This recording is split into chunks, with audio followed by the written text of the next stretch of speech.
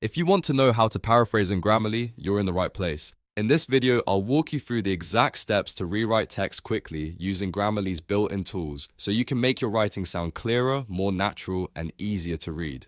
This is super useful whether you're working on an email, an essay, a blog post, or any other piece of content that needs a fresh version without changing the meaning. And if you find this tutorial helpful, make sure to hit that like button and subscribe for more simple step-by-step software guides. Alright, let's jump in. First, open Grammarly and make sure you're working inside the document or text area where you want to make changes. The key here is to start with the exact section you want rewritten, because Grammarly works best when you highlight a specific block of text. So go ahead and select the sentence, paragraph, or passage that you want to paraphrase. Once your text is highlighted, look near your cursor for the Go button or the Lightbulb icon. This is Grammarly's quick action menu, and it gives you access to different writing suggestions. Click on that icon to open the pop-up window. If you don't see it right away, don't worry. Just make sure the text is still selected and give it a second to appear.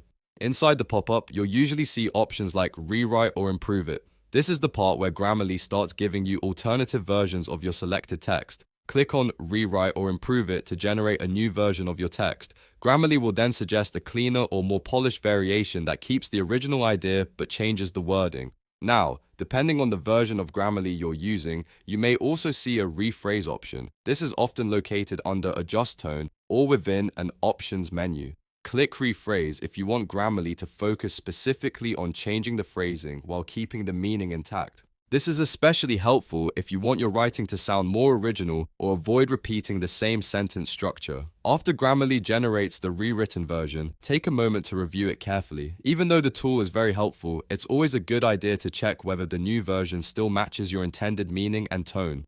Sometimes a paraphrase may sound better, but you might want to tweak a word or two to make it sound more like your own voice. When you're happy with the new version, click Insert.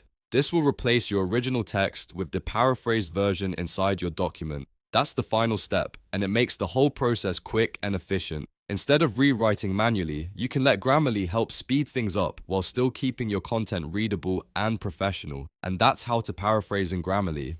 It's a simple process once you know where to click, and it can save you a lot of time when you need to rewrite content without starting from scratch. If this video helped you out, please give it a thumbs up and subscribe for more tutorials like this. Thanks for watching, and I'll see you in the next one.